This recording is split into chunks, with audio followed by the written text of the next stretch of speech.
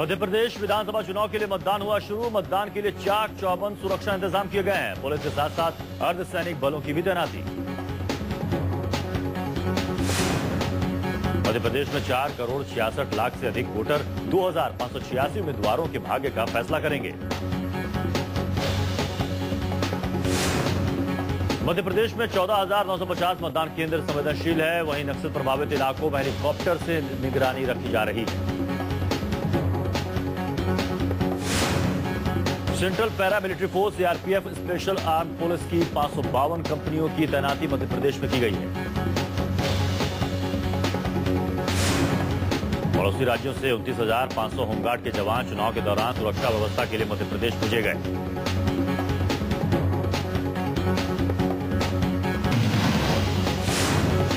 मिजोरम में आज 40 सीटों के लिए होने वाले विधानसभा चुनाव में मुख्यमंत्री और 11 मंत्रियों सहित 142 प्रत्याशियों की किस्मत दांव पर है।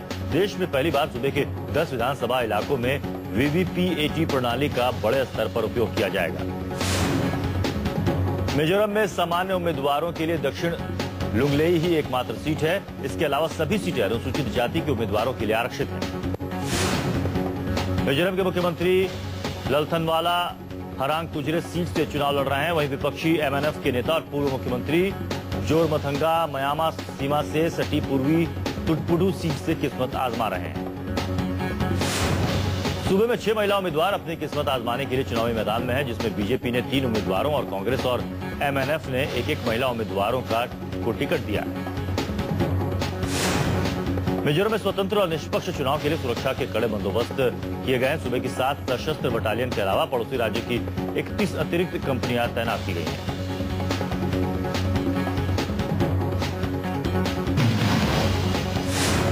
आरुषि और हेमराज की सनसनीखेज हत्या के करीब 5.5 साल बाद स्पेशल सीबीआई कोर्ट आज अपना फैसला सुनाएगी।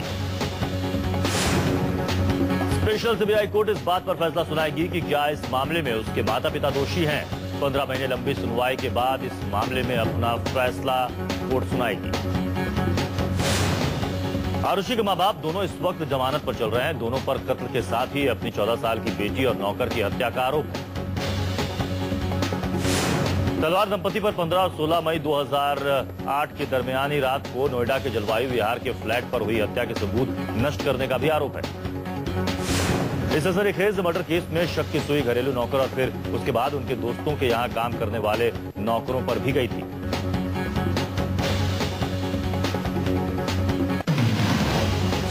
सीबीआई कोर्ट के विशेष न्यायाधीश एस लाल, राजेश तलवार और नुपुर तलवार के खिलाफ 15 महीने लंबी सुनवाई के बाद इस मामले में आज अपना फैसला सुनाएंगे।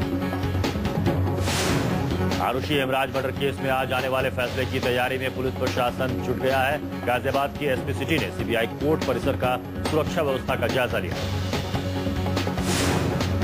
सीबीआई कोर्ट परिसर में सुरक्षा के पुख्ता इंतजाम किए गए हैं। कोर्ट परिसर में पुलिस की भारी तैनाती, फैसले के दौरान लोगों की एंट्री पर रोक। गाजियाबाद पुलिस ने फैसले से पहले कोर्ट परिसर में लगे सभी मेटल डिटेक्टर को जांचा। एसपी सिटी ने बताया कि फैसले के दौरान भारी भीड़ की आशंका के मद्देनजर सुरक्षा इंतजाम कड़े किए गए।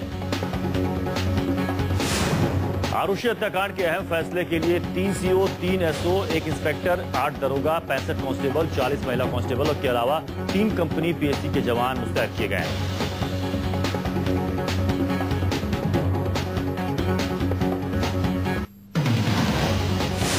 तेजपाल रेप केस में नया मोड़। तेजपाल से बिना पूछताछ किए वापस लौटी गोवा पुलिस। पीड़ित लड़की के संपर्क में अफसर। गोवा पुलिस तेजपाल पर महिला पत्रकार के यौन उत्पीड़न मामले में नई धाराओं के साथ केस दर्ज करने का फैसला किया है। तेजपाल की गिरफ्तारी से पहले गोवा पुलिस अपनी तैयारी में जुटी है। तहलका के कार्यालय को खंगालने के दौरान गोवा पुलिस ने एक हार्ड डिस्क, सीपीयू सहित कई जरूरी दस्तावेज और इलेक्ट्रॉनिक सामान जब्त किए। सूत्रों के मुताबिक कार्यालय में मिले दस्तावेजों की जांच के दौरान गोवा पुलिस को नई जानकारियां मिली। तहलका प्रमुख तरुण तेजपाल गोवा पुलिस से डरे। उन्होंने मामले की जांच गोवा पुलिस के बजाय निष्पक्ष एजेंसी से कराने की मांग की। तहलका की संपादक शोमा चौधरी के रवैये से तहलका की कर्मचारी रेवती लाल ने इस्तीफा दे दिया है। उन्होंने कहा कि प्रबंध संपादक शोमा चौधरी का रवैया आपत्तिजनक है।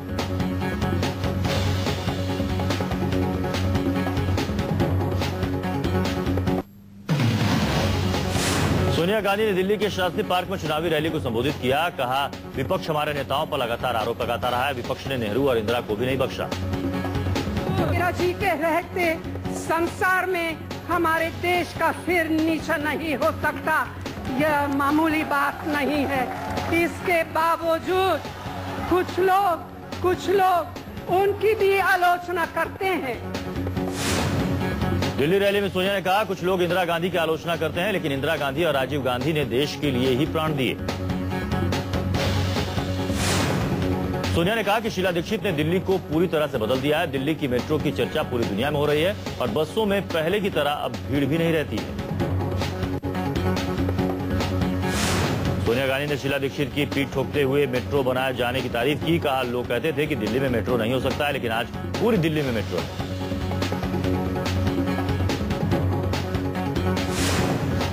सोनिया ने महिला सशक्तिकरण के लिए भी शीला दीक्षित की प्रशंसा की। कहा, दिल्ली में काफी विकास हुआ जिसे विपक्षी पार्टियां देखना नहीं चाहती।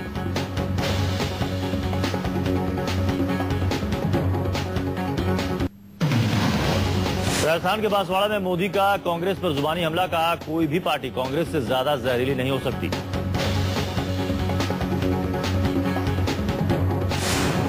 खूनी पंजाब वाले बयान के बाद अब मोदी ने कांग्रेस को कहा जहरीली पार्टी।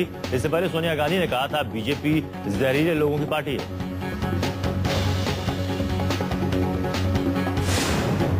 राजस्थान की चुनावी रैली में मोदी बोले, आजादी के बाद कांग्रेस को आदिवासियों की याद नहीं थी, लेकिन अटल जी की सरकार में आदिवासियों के लिए ढेरों काम हुए। बांसवाड़ा रैली में मोदी ने कांग्रेस पर लगाया राजस्थान की अनदेखी करने का आरोप। कहा, कांग्रेस राज्य में नहीं हुआ विकास। राजस्थान को हिमारू राज्य से ये कांग्रेस बाहर नहीं निकाल सकी है और न ही कभी निकाल पाएगी। मोदी ने कहा कि राहुल गांधी गरीबी की बात तभी करते हैं जब मीडिया आसपास होती है। उन्होंने सवाल किया कि राहुल ने अपने घर के पास स्थित झुग्गी में रहने वालों के लिए कुछ भी क्यों नहीं किया।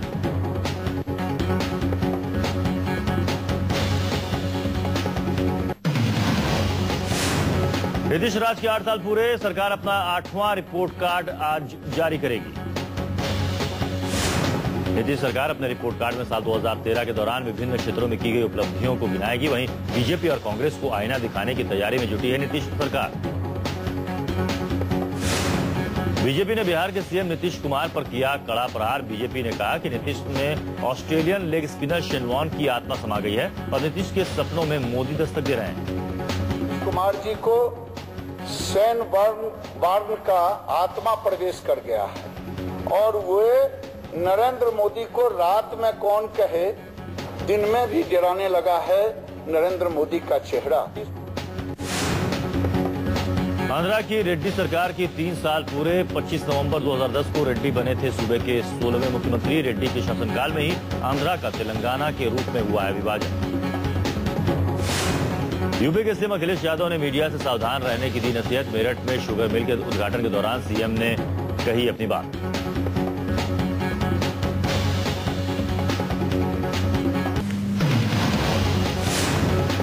शारदा चिटफंड घोटाला मामले में गिरफ्तार निलंबित टीएमसी सांसद कुणाल घोष के फेसबुक पर बंगाल के खेल मंत्री मदन मित्रा का भी नाम। घोटाले में शामिल होने का लगाया आरोप, लेकिन मदन मित्रा ने घोष के आरोपों से किया किनारा। मदन मित्रा ने कुणाल घोष के नाम लेने पर दी सफाई। उन्होंने कहा कि जब किसी शख्स का दिमाग खराब हो जाता है तो वो कुछ से कुछ बोलने लगता है। शारदा चिट फंड घोटाला मामले में रेल राज्य मंत्री अधीर रंजन चौधरी ने मामले को सीबीआई से जांच कराने की मांग की। उन्होंने कहा कि बंगाल पुलिस से शारदा चिट फंड घोटाले की जांच कराना सही नहीं है।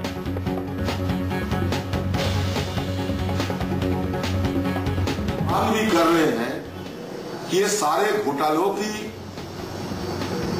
उजागर करने के लिए सीबीआई से ये जांच होना चाहिए। आरोप लग रहे हैं।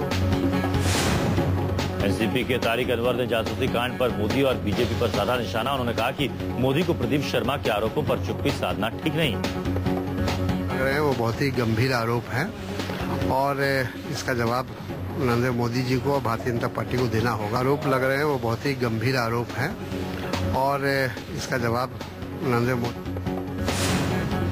बीजेपी की उपाध्यक्ष उमा भारती गंगा मुक्ति अभियान के दूसरे चरण में कानपुर के सरसैया घाट पर धरने पर बैठी। उमा भारती के साथ सैकड़ों लोग भी धरने पर बैठे। उमा भारती ने कहा, गंगा को प्रदूषित करने में कानपुर की तेंदुओं का सबसे बड़ा दोष।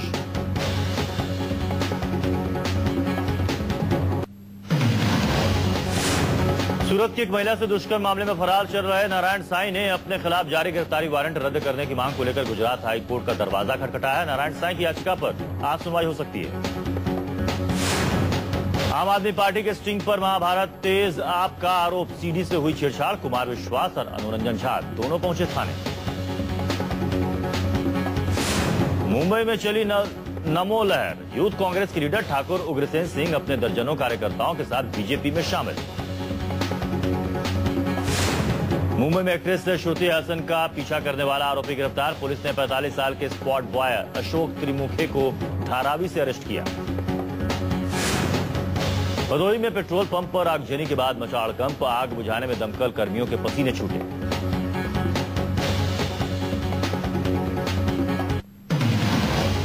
मुंबई में एक जालिम सास ने अपनी बहू को घर से निकाल दिया है। बहू का कसूर सिर्फ इतना था कि उसने एक बेटी को जन्म दिया था।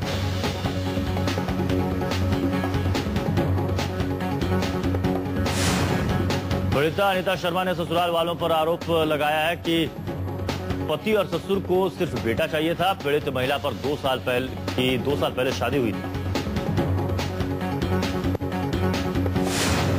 पीड़ित अनिता ने कहा कि ससुराल वालों ने कोख में बेटी होने की खबर के बाद से ही गर्भपात करवाने का दबाव डाला था, लेकिन अनिता ने उस वक्त गर्भपात से इनकार कर दिया था। आंध्र प्रदेश पुलिस ने एक मोस्ट वांटेड अपराधी को गिरफ्तार किया है। पुलिस के हत्थे चढ़ा आरोपी सरकारी फाइलों में 2 साल से मरा हुआ माना जा रहा था।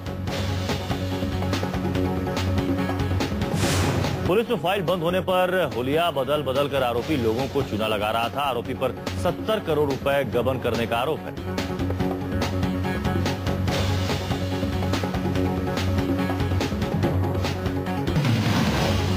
बेंगलुरु रेलवे स्टेशन पर राजधानी एक्सप्रेस हुई डिरेल, रिहायशी इलाके में जा घुसी ट्रेन।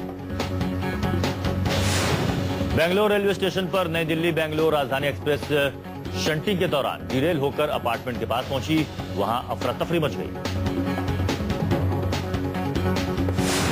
नई दिल्ली बेंगलुरु राजधानी एक्सप्रेस की 4-5 बोगियां डिरेल होकर पटरी से उतर गई। ट्रेन ने पहले प्लेटफॉर्म की दीवारों को तोड़ डाला, फिर पास में बनी बिल्डिंग तक जा पहुंची।